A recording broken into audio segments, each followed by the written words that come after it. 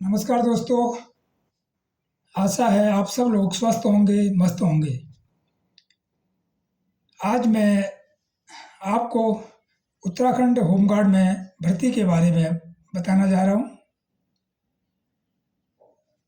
जैसा कि आप सभी लोग जानते हैं, उत्तराखंड सरकार ने लगभग 950 के आसपास होमगार्ड्स की भर्तियाँ पूरे उत्तराखंड में निकाली हैं और ये भर्तियाँ सरकार द्वारा जिलेवार निकाली गई हैं। हर ज़िले के लिए एक निश्चित भर्तियां हैं और जो व्यक्ति जिस ज़िले से संबंधित है उसे अपना फार्म उसी ज़िले में भरकर जमा करना है और उसकी भर्ती उसी ज़िले के लिए की जाएगी। भर्ती के बारे में आप सभी जानते हैं। 6 तारीख से फॉर्म जमा हो रहे हैं। 22 तारीख आखिरी तिथि है और उसके बाद 6 तारीख से भर्ती की प्रक्रिया प्रारंभ हो जाएगी। इस भर्ती में लिखित परीक्षा नहीं है, सिर्फ शारीरिक परीक्षा है और भर्ती पूरी तरह पारदर्शी हो रही है। आइए अब जानते हैं जो फार्म आप भरेंगे वो फार्म आपको कहाँ से मिलेगा। आप होमगार्ड से भर्ती का फार्म अपने ज़िले के होमगार्ड कार्यालय से या फिर ज़िले के होमगार्ड्स फेसबुक ऑफिशियल पेज से भी डाउनलोड कर सकते हैं। आप फेसबुक से डाउनलोड करने के लिए अपने ज़िले का नाम लिखकर जिला होमगार्ड्स ऑफिशियल पेज पर जा सकते हैं या फिर उत्तराखंड होमगार्ड्स ऑफिशियल पेज से भी फॉर्म को डाउनलोड कर सकते हैं। फॉर्म में जो आवश्यक दस्तावेज मांगे गए हैं उसमें आपकी शैक्षिक योग्यता से संबंधित दस्तावेज, स्थायी निवास प्रमाण पत्र, चरित्र प्रमाण पत्र ये अनिवार्य है। इसके अलावा जिसमें से आपको और अंक प्राप्त हो सकते हैं उसमें अन्य दस्तावेज हैं, जैसे कि यदि कोई अभ्यर्थी एनसीसी से संबंधित हो, स्काउट गाइड से संबंधित हो, स्पोर्ट्स या किसी भी खेलकूद से संबंधित हो, उसके अलग अंक उस अभ्यर्थी को मिलेंगे।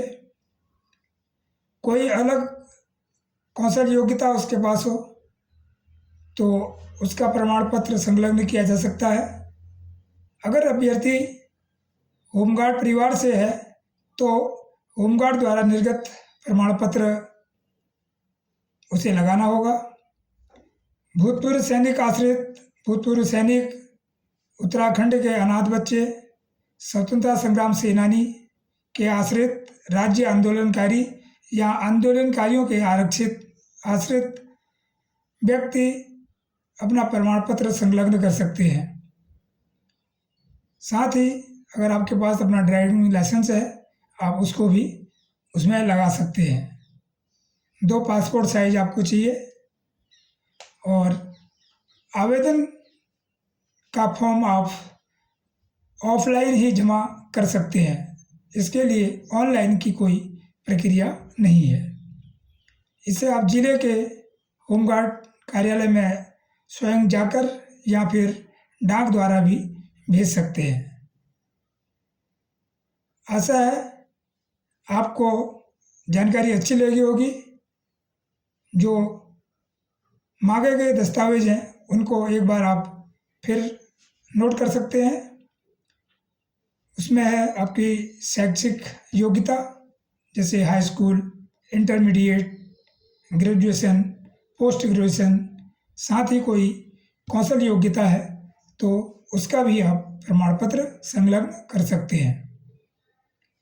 स्थायी निवास प्रमाण पत्र वो आपको उसी ज़िले का चाहिए जिस ज़िले के आप निवासी हैं, और उसी ज़िले में आपका आवेदन भी जमा होना है।